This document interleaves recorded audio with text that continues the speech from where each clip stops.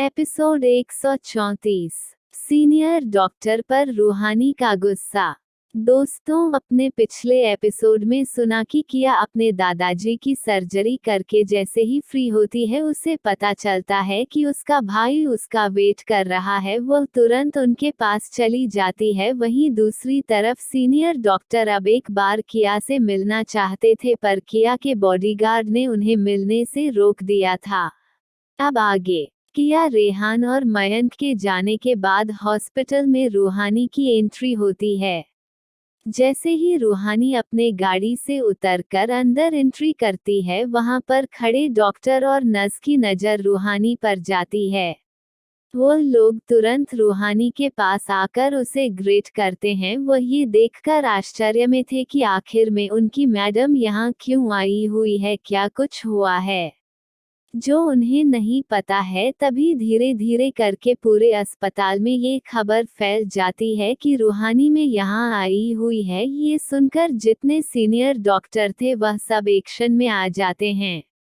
वो सब उनका वेलकम करने के लिए गेट की तरफ बढ़ जाते हैं। इस वक्त पूरे अस्पताल का माहौल अफरा तफरी भरा हो गया था। सारे लोग अपने काम पर लग गए थे क्योंकि रूहानी बहुत ही स्ट्रिक्ट थी। जैसे ही सीनियर डॉक्टर रूहानी के पास पहुंचते हैं, वह लोग उसे ग्रेट करते हैं। रूहानी उन्हें देखकर सबसे पहले दादाजी के बारे में पूछती है। उन्हें ये जानकर आश्चर्य होता है कि उनकी मैडम आते ही उसे बुजुर्ग व्यक्ति के बारे में क्यों पूछ रही हैं। क्या वह बुजुर्ग व्यक्ति मैडम के रिलेटिव हैं? तभी सीनियर डॉक्टर डिसूजा रूहानी से पूछते हैं कि आप किस दादाजी के बारे में बात कर रही हैं, हमें कुछ समझ में नहीं आया।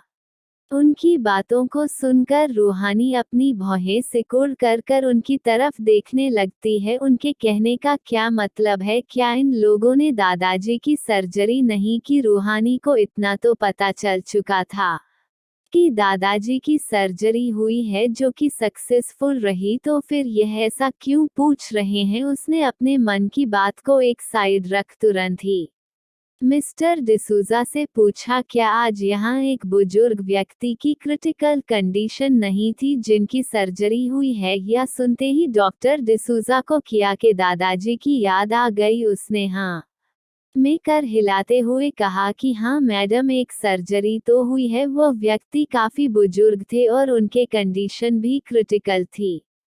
तो फिर जब आप लोगों ने उनकी सर्जरी की तो आप मुझे ऐसा क्यों कह रहे थे? तभी डॉक्टर डिसूजा थोड़े अनकंफर्टेबल होते हुए कहते हैं कि दरअसल वह बात ये थी कि इतना कहकर उनकी जबान लड़खड़ा रही थी। वह आगे कुछ बोल ही नहीं पा रहे थे। वह लोग इस समय बात करते हुए दादाजी के केबिन के पास पहुंच जाते हैं। तभी रूहानी को कुछ गड़बड़ महसूस होता है। वह डॉक्टर डिसूजा को चुप रहने का इशारा करते हुए अपने हाथ दिखा देती है और तुरंत केबिन खोलकर उसे वीआईपी रूम में चली जाती है जहां दादाजी को रखा गया था। वो अंदर जाकर दादाजी को एक बार फिर से चेक करती है। सब कुछ नॉर्मल था। वो वहां खड़े नर्स को कुछ इंस्ट्रक्शन देती है और फिर अपने केबिन की ओर बढ़ जाती है। उसने सभी डॉक्टर को सूचित करने के लिए कह दिया था अर्जेंट मीटिंग के लिए। ठीक 10 मिनट बाद सब लोग मीटिंग रूम में इकट्ठा थे। वो वहां जैसे ही पहुंचती है, देखते हैं कि सारे सीनियर डॉक्टर एक साइड खड़े थे और सारे जूनियर डॉक्टर दूसरे साइड। बाकी के नर्स भी वहां मौजूद थी। वो सब पर अपनी एक घूरती हुई निगाह डालती हैं और सीधा मैनन पॉइंट पर आते हुए कहती है कि यहाँ क्या हुआ था, सच सच बताना।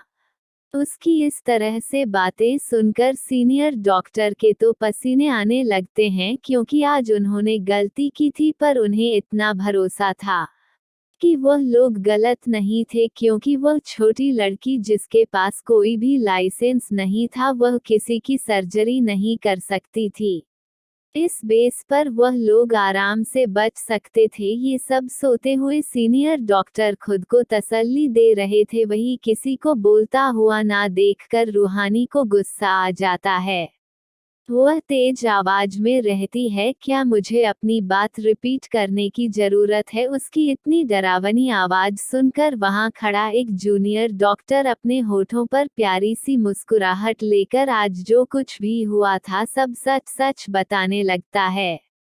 जैसे जैसे वह अपनी बातें बता रहा था रूहानी के तो गुस्से का ठिकाना ही नहीं था। इस वक्त बहुत ज्यादा गुस्से में थी, उसका मन कर रहा था कि इंजीनियर डॉक्टर को अभी धक्के मारकर यहाँ से बाहर निकाल दे, लेकिन वह अपने गुस्से को कंट्रोल कर उसे डॉक्टर की पूरी बात सुन रही थी। जैसे ही जूनियर डॉक्टर ने अपनी बात पूरी की, रूहानी ने अपनी जलती हुई निगाहें सीनियर डॉक्टर के ऊपर डाल और अपनी तेज आवाज में कहा कि मैंने आप लोगों को पर्सनली फोन करके कहा था कि उसे लड़की को किसी भी कम से रोक न जाए और उसे वह सारी सुविधा दी जाए जिसकी जरूरत उसे होगी। फिर आप लोगों की हिम्मत कैसे हुई आप लोगों की उनकी इंसल्ट करने की? मुझे नहीं लगता था कि मैं अपने आसपास इतनी घटिया लोगों को पाल रखा है। आप लोगों को इतनी बड़ी पेमेंट दी जाती है, आप लोगों को हर तरह की लग्जरी सुख सुविधा दी जाती है,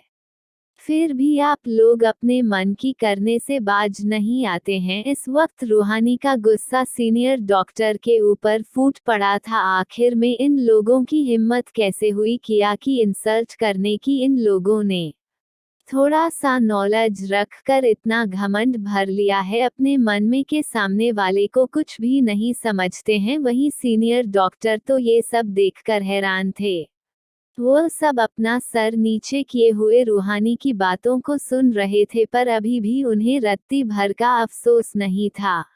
वह तो बस जैसे अपनी बात पर ही टिके रहना चाहते हो। तभी कब से अपना मुंह बंद रखे डॉक्टर माथुर ने अपना मुंह खोल और कहा कि मैडम, आपको नहीं पता है कि वो छोटी लड़की किस तरह से उसे बुजुर्ग इंसान का इलाज कर रही थी? वह तो उसका लक था जो वह इंसान बच गया, वरना उसको करने में उसे लड़की ने कोई कमी नहीं छोड़ा था। इस वक्त डॉक्टर माथुर सारा इल्जाम किया पर डालना चाह रहे थे, पर उन्हें क्या पता था कि वह जिस तरह का इल्जाम किया पर लगा रहा है वह तो किया के ऊपर कहीं दूर दूर तक भी इंसेस्ट नहीं होता है।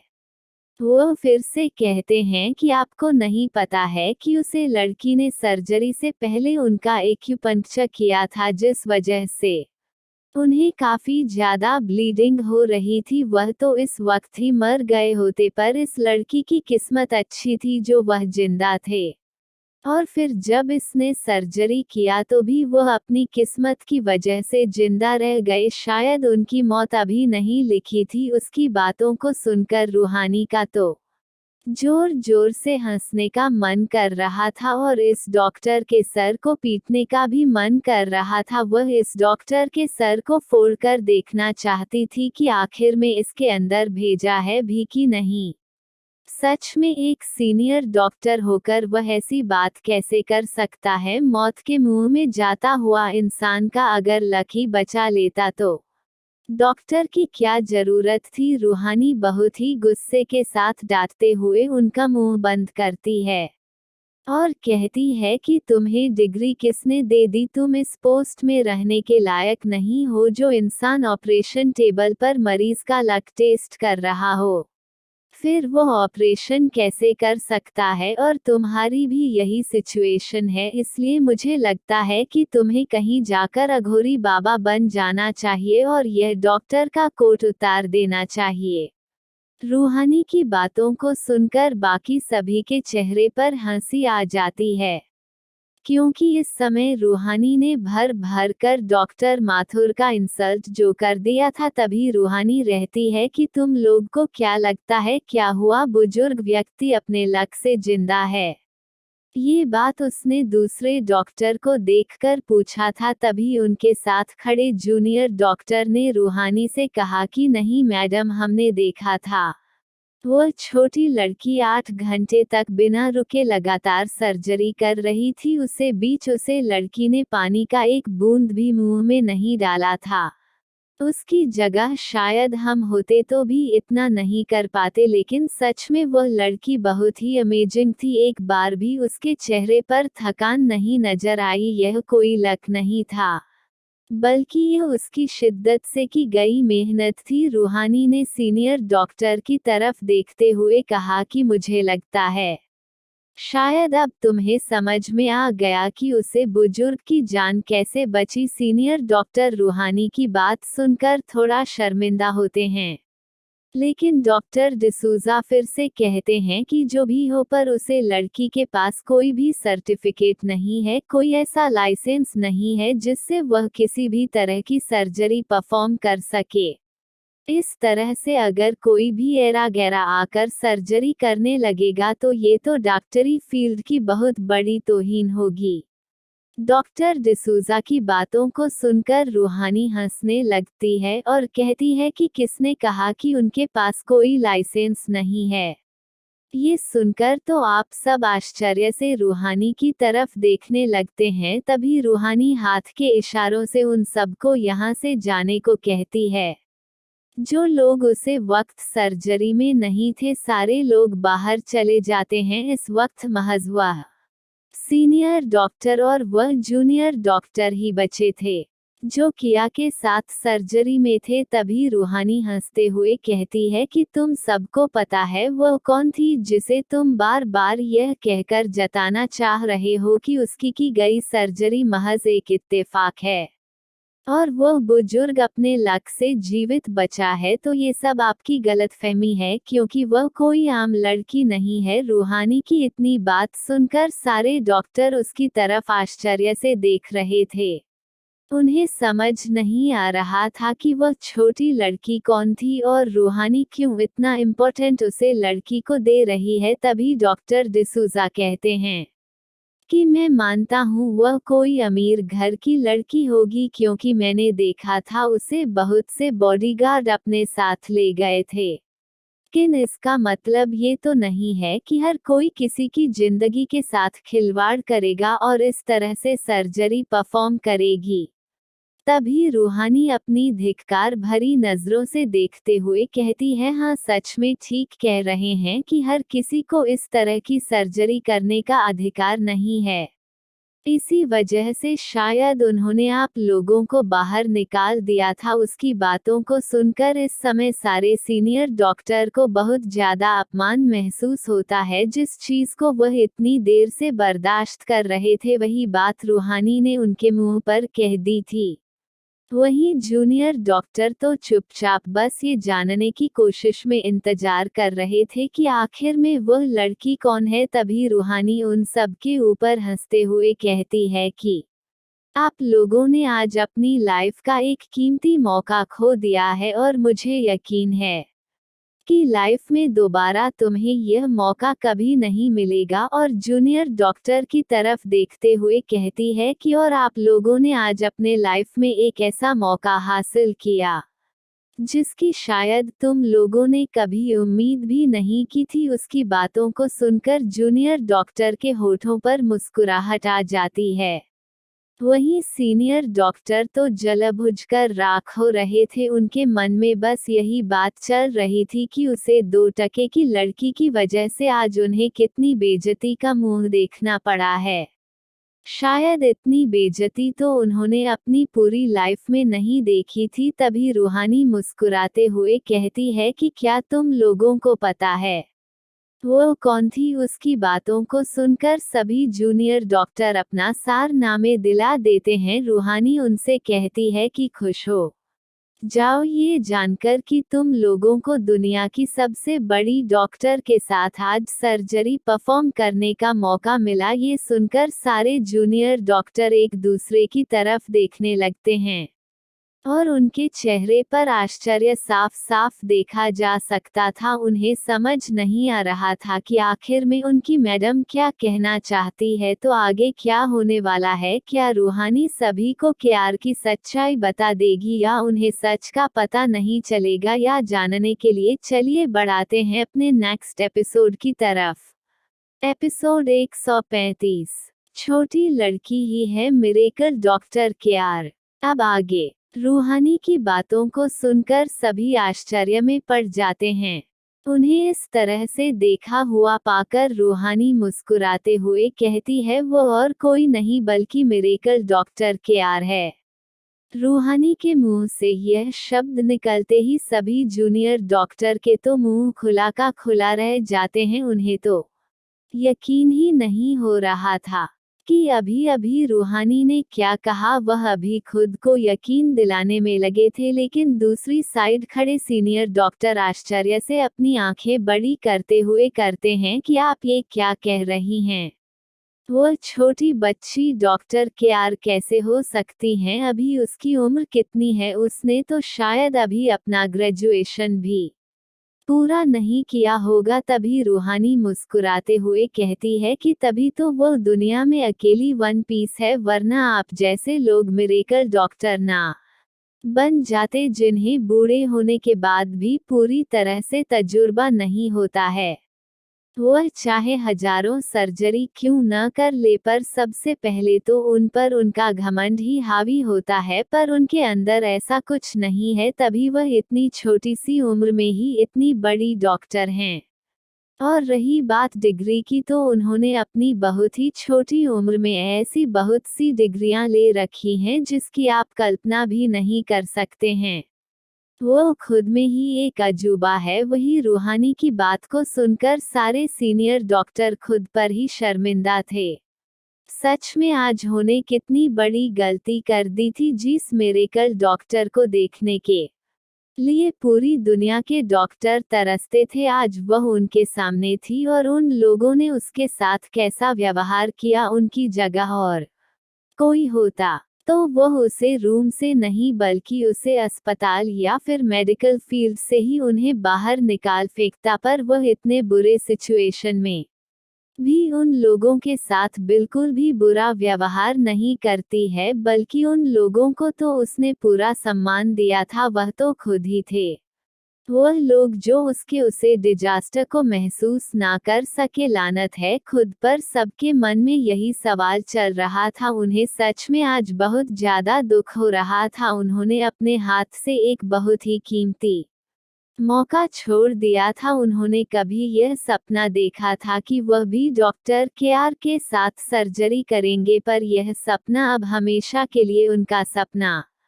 ही बन जाएगा, क्योंकि यह कीमती मौका तो उन्हें मिल गया था, पर उनकी घमंड और उनके बदतमीजी के वजह से आज उनके हाथ से वह मौका चला गया। वह खुद को कोस रहे थे। तभी रूहानी बोलती है, आप लोगों ने उनके साथ इतना बुरा व्यवहार किया, इस वजह से मैं आप लोगों को इतनी आसानी से जाने नहीं दूंगी।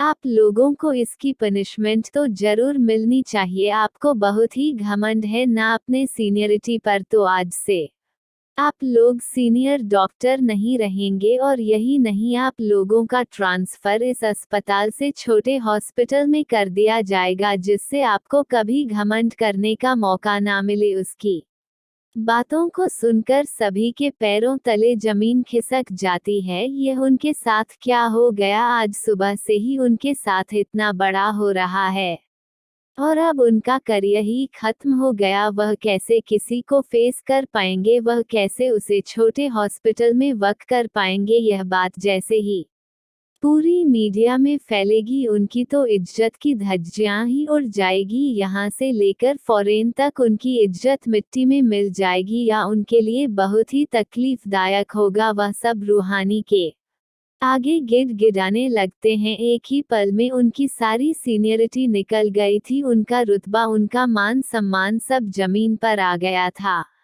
वह सारी शर्म छोड़कर रूहानी के सामने हाथ जोड़कर माफ करने को कहने लगते हैं, पर रूहानी उन पर बिल्कुल भी दया नहीं खाती है। आखिर में उनकी हिम्मत कैसे हुई उसकी बेइज्जती को इस तरह परेशान करने की, उसके कहने के बावजूद अपनी मनमानी करने की। उसकी नहीं तो कम से कम उसके दादाजी के बातों को तो इन लोगों को तो मानना था। उन्होंने भी तो इन्हें साफ साफ लफ्जों में समझाया था, पर ये लोग तो बिल्कुल से बेशर्म हो गए थे। इन्हें अपने सीनियर होने पर बहुत घमंड था। आज इनका घमंड रूहानी ने बहुत बुरी तरह से तोड़ दिया था। हालांकि वो उनसे डॉक्टर की डिग्री तो नहीं छीना है, लेकिन उन्हें ऐसा दर्द देती है कि वो पूरी जिंदगी इस दर्द के साथ ही जिएंगे और पल पल घुटते रहेंगे। वैसे रूहानी का सजा देने का यह अंदाज तो दोस्तों मुझे बहुत ही अच्छा लगा। किसी को जड़ से उखाड़ने से बेहतर है कि उसकी सारी साखें काट दी जाए। ऐसे में ना वह खुद पर घमंड कर पाएगा और ना ही दूसरों को जलील कर पाएगा। जब वह एक आम इंसान से भी ज्यादा गया गुजरा जिंदगी को जिएगा, तब उसे हकीकत में पता चलेगी कि दूसरों का दर्द क्या होता है। क्या आप लोगों को रूहानी का यह फैसला सही लगता है? जल्दी से कमेंट करके बताएं, मुझे आपके कमेंट का इंतजार रहेगा। चलिए बढ़ाते हैं अपने नेक्स्ट एपिसोड की तरफ। एपिसोड 136, किया की दर्द भरी यादें। एक तरफ जहां रूहानी सभी डॉक्टर को सबक सिखा रही थी, वहीं दूसरी तरफ किया, रेहान और मयंक अपने लग्जरियस होटल में पहुंच चुके थे। रेहान तुरंत किया को अपने रूम में ले जाता है और उसे फ्रेश होने के लिए कहता है। उसने पहले से ही किया के लिए कपड़े ऑर्डर कर दिए थे। थोड़ी ही देर में किया का कपड़ा भी आ जाता है। रेहान बाथरूम का डोर नॉक करके किया को कपड़ा लेने को कहता है। किया को इस समय बहुत अजीब लग रहा था। वह कैसे दरवाजा खोलकर रेहान से कपड़ा ले, पर वो किसी तरह बाथरो पहनकर धीरे से बाथरूम का दरवाजा खोलती है और अपने हाथ कपड़ा लेने को बढ़ा देती है। वही रेहान की नज़र जब किया के हाथों पर पड़ती है तो वो उसे देखा ही रह जाता है। दूध से भी गोरी त्वचा थी, जो नहाने की वजह से हल्की गुलाबी पड़ गई थी। बिल्कुल किसी मिलते हुए गुलाब की तरह लग रहा था। रेहान तो बस खोया हुआ इस समय किया को अपने सपनों में देख रहा था। तभी किया आवाज लगाते हुए कहती है कि कोई है, मेरे कपड़े कहाँ है। जैसे ही उसकी आवाज रेहान के कानों में जाती है, वह तुरंत अपने होश में आता है और अपने सर पर चपत मारते हुए कहता है, यह मैं क्या कर रहा था। इतना कहते हुए उसके होठों पर मुस्कुराहट थी। वह तुरंत किया के हाथों पर कपड़े का थैला पकड़ा देता है या जल्दी से अपना हाथ अंदर खींच लेती है। इस समय वह दोनों दरवाजे के दोनों साइड पर खड़े थे। उन दोनों का दिल तेजी से धड़क रहा था। किया जब रेहान की आवाज सुनती है तभी मुझे उसे अजीब सी फीलिंग होने लगती है। और यहाँ किया के हाथों को देखकर तो रेहान अपने सपनों में ही खो गया था। किया खुद को शांत करके जल्दी से अपना ड्रेस चेंज करने लगती है। वही मयंक रेहान को आवाज लगता है, तुम वहाँ क्या कर रहे हो? कपड़े दे चुके हो तो चुपचाप यहाँ आकर बैठो। इस समय मयंक रेहान को देखकर बहुत ही ज्यादा ज्वेलस फील कर रहा था। उसका बस चलता तो वह रेहान को घसीटकर रूम से बाहर कर देता। उसकी बहन बात ले रही है और एक पराया इंसान उसके रूम में है। ये बात मयंक को हजम नहीं हो रही थी। अब उसे बेचारे को कौन समझाए कि वो खुद उसे पराए इंसान के रूम में बैठा है। पर उसे तो जलन में कुछ भी समझ नहीं आ रहा था। वह बस घूरकर रेहान को देखे जा रहा था। वही मयंक की मनसा को रेहान अच्छे से जान रहा था। उसे इस वक्त मयंक को चिढ़ाने में बहुत ही मजा आ रहा था। थोड़ी देर में ही किया बाहर आ जाती है। किया जैसे ही बाहर आती है, मयंक और रेहान तुरंत उठकर किया के पास जाने लगते हैं। किया उन दोनों को देखकर अपनी जगह पर ही खड़ी हो जाती है। उसे समझ नहीं आ रहा था कि आखिर में ये दोनों उसके पास क्यों आ रहे हैं। तभी मयंक किया के पास आते हुए कहता है कि अरे बच्चा, अपने बाल तो सुखा लेती, देखो कितने गिले हैं, तुम्हारी तबीयत खराब हो जाएगी। अभी मयंक उसे कर ही रहा था कि रेहान जल्दी से किया को अपने साथ ले जाकर आईने के सामने बैठा देता है और ड्रॉ खींचकर उसमें से ड्रायर निकलता है और जल्दी जल्दी किया के बालों को सूखने लगता है। बेचारी किया को तो कुछ भी समझ नहीं आ रहा था। आखिर में ये दोनों लोग उसके साथ क्या कर रहे हैं, वह कहना चाह रही थी। कि वह खुद कर लेगी, पर उसे तो बोलने का भी मौका कोई नहीं दे रहा था। वहीं मयंक अपनी जलती हुई निगाहों से रेहान को देख रहा था। उसकी हिम्मत कैसे हुई उसकी बहन को छूने की। वही रेहान तो बस किया की खुशबू में ही खोया हुआ था। उसका गोरा बदन बिल्कुल गुलाब के फूल जैसा था। उसे पर से किया के बदन से आती खुशबू रेहान को पागल ही किया जा रही थी। वो बहुत प्यार से अपनी एंजल को देख रहा था। सच में पूरी दुनिया में उसकी एंजल की तरह कोई नहीं है। वह इतनी प्यारी है, वह इतनी खूबसूरत है, वह इतनी टैलेंटेड है। शायद अब रेहान के पास कोई शब्द ही नहीं बचे हैं उसकी तारीफ करने के लिए। वह तो बस मन किया की सुंदरता को महसूस कर रहा था। वही मयंक अपनी जलती हुई नजरों से रेहान की हरकतों को देख रहा था और सब कुछ समझ रहा था। तभी वह किया के पास जाकर जल्दी से उसका हाथ पकड़ लेता है और कहता है, बच्चा चलो, तुम्हें बहुत भूख लगी होगी, चलो जल्दी से कुछ खा लो। कितना का करवा उसे अपने साथ लेकर सोफे की तरफ जाने लगता है, क्योंकि वहां पर टेबल पर रेहान ने बहुत सारे टेस्टी खाना लगवा रखा था जो सभी किया की पसंद के थे। किया को मयंक को ले जाता देखकर रेहान बेचारा अपना सा मुंह लिए खड़ा रह जाता है। वह तुरंत किया के पीछे आ जाता है। वो कैसे किसी को अपनी एंजल को खाना खिलाने देख सकता था। खाना तो उसी को खिलाना है, ये सोचते हुए वह जल्दी से किया के दूसरी तरफ जाकर बैठ जाता है और एक प्लेट में उसके लिए जल्दी जल्दी खाना सर्व करने लगता है। वहीं मयंक भी दूसरे प्लेट में खाना निकल रहा था, लेकिन अभी मयंक किया को खाना खिला पाता कि उससे पहले ही रेहान जल्दी से अपनी चम्मच पिया के मुंह की तरफ बढ़ते हुए कहता है, एंजल को इस टेस्ट करो, ये बहुत टेस्टी है। उसकी बातों को सुनकर किया उसे देखने लगती है। क्या अब ये लोग खाना भी उसे अपने ही हाथों से खिलाएंगे? किया इससे पहले बोलते कि रेहान जल्दी से उसके मुंह में खाना डाल देता है।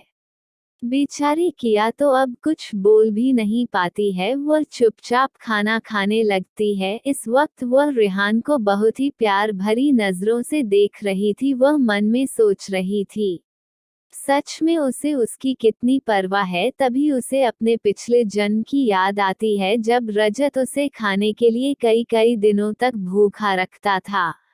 जब कभी वह खाना मांगती थी तो अपना झूठा खाना प्लेट में अपने मुंह से उगलकर उसे खाने को देता था। ये देखकर तो किया को उल्टी ही आ जाती थी, पर उसे जिंदा रहने के लिए वही खाना खाना पड़ता था, और अगर वह ऐसा ना करती तो रजत उसे बहुत मारता था। जैसे जैसे उसे अपने दर्द और तकलीफ याद आ रहे थे, किया की आंखों में आंसू आ जाते हैं, और जैसे ही रेहान की नजर किया पर पड़ती है, वह तुरंत अपना हाथ रोक देता है। उसे लगता है शायद ये खाना टेस्टी नहीं है और वो उसे जबरदस्ती खिला रहा है, इसीलिए उसकी एंजल रोने लगी है। वो बहुत ज्यादा डर जाता है। वो खाना तुरंत नीचे रखकर किया के गालों को अपने दोनों हाथों से पकड़ लेता है और उस बार बार माफी मांगने लगता है, एंजल प्लीज मुझे माफ कर दो, मुझे नहीं पता था कि यह खाना तुम्हें पसंद नहीं आएगा। मुझे लगा कि यह तुम्हारी पसंद का खाना है, इस वजह से मैं इस ऑर्डर कर दिया था। प्लीज एंजल मुझे माफ कर दो। किया रेहान के इस तरह करने से अपने होश में वापस आती है और वह इस तरह रेहान को अपने सामने माफी मांगते हुए देखकर दुखी हो जाती है। शायद रेहान ने गलत समझ लिया। वह साफ देख सकती थी कि इस वक्त रेहान का चेहरा बिल्कुल उतर गया था और उसके आंखों में आंसू छलक रहा था। किया तुरंत रेहान के हाथ को पकड़ लेती है और उसे शांत करते हुए कहती है कि नहीं नहीं, आप माफी क्यों मांग रहे हैं, ये खाना बहुत ही टेस्टी है, इसी वजह से मैं बहुत ज्यादा खुश हो गई थी, जिस वजह से मेरी आंखों में आंसू छलक गए थे। पर आप इस तरह से मुझसे माफी ना मांगे, मुझे अच्छा नहीं लग रहा है और यह खाना सच में बहुत ही अच्छा है। प्लीज आप मुझे इस और खिला दीजिए। उसकी बातों को सुनकर रेहान की जान में जान आई है। सच में उसकी एंजल उससे नाराज नहीं है, वह प्यार से किया के सर को चूम लेता है। कुछ देर पहले तो मानो उसकी सांस ही रुक गई थी इस तरह से किया को रोता हुआ देखकर, लेकिन अब सब सही है, क्योंकि सच में इस वक्त किया की आंखों में खुशी और प्यार नजर आ रहा था। मयंक सब कुछ देख रहा था पर वह कुछ बोल नहीं रहा था। उसके हाथों में इस वक्त अभी भी उसका प्लेट था। वह किया को अपने प्लेट से खाना खिलाते हुए कहता है कि बच्चा इसे भी टेस्ट करो, ये बहुत ही अच्छा है। मयंक की बातों को सुनकर किया मुस्कुराने लगती है और वो उसके खाने को खा लेती है और कहती है भाई सच में ये बहुत अच्छा है। मयंक के होठों पर भी इस समय मुस्कुराहट थी। वह दोनों धीरे धीरे करके किया को पूरा खाना खिलाते हैं। कुछ ही देर में किया उन दोनों को कहती है कि उसका पेट भर गया है। ये सुनकर वह रुक जाते हैं पर किया उन दोनों को खाने के लिए कहती है, जिसे सुनकर दोनों खुश हो जाते हैं और वह दोनों ही अपना अपना खाना खाने लगते हैं। इस समय किया उन दोनों के बीच में बैठी थी और दोनों को ही बड़े प्यार से देख रही थी। सच में ये दोनों उसकी कितनी परवाह करते हैं। किया रेहान के तरफ देखने लगती है। रेहान इस वक्त किया के बहुत पास बैठा था। किया उसके चेहरे को देख रही थी, बहुत ही खूबसूरत चेहरा था। रेहान का सब कुछ बिल्कुल परफेक्ट था, बिल्कुल किसी गॉड प्रिंस की तरह। रेहान खुद पर किया की नज़र महसूस कर पा रहा था और उसे अंदर ही अंदर खुशी हो रही थी कि उसकी एंजल उसे कितने प्यार से देख रही है। तभी रेहान अपना खाना खत्म कर लेता है और वो किया को आराम करने के लिए अपने बेड के पास ले जाता है और कहता है कि वो कुछ देर यहाँ आराम कर ले। तब तक वो दोनों ही ऑफिस का काम करते हैं। किया भी उनकी बातों को सुनकर लेट जाती है, क्योंकि कल रात से ही वह एक बार भी सोई नहीं थी। पहले तो तारा का मैटर और फिर उसके दादाजी। इस बीच वो काफी थक चुकी थी पर उसे दादाजी की टेंशन थी, इस वजह से शायद किया को नींद नहीं लग रही थी। रेहान की नजरें जब किया पर जाती है तो वह समझ जाता है कि किया सो नहीं पा रही है। वह देख सकता था कि नींद ना लेने की वजह से किया की आंखें लाल है, पर वह सो नहीं रही है। रेहान मयंक को बाहर जाने को कह देता है और खुद किया की तरफ बढ़ जाता है। अब दोस्तों आगे क्या होगा, क्या रेहान और किया के बीच लव स्टोरी आगे बढ़ेगी और जब मिस्टर कपूर को दादाजी के बारे में पता चलेगा तो वह क्या करेंगे, ये जानने के लिए हमारी स्टोरी में बने रहें। मिलते हैं आप लोगों से अपने नेक्स्ट एपिसोड में। जाने से पहले कमेंट करना बिल्कुल ना भूलिएगा और चैनल को लाइक सब्सक्राइब भी कर लीजिएगा। Thank you.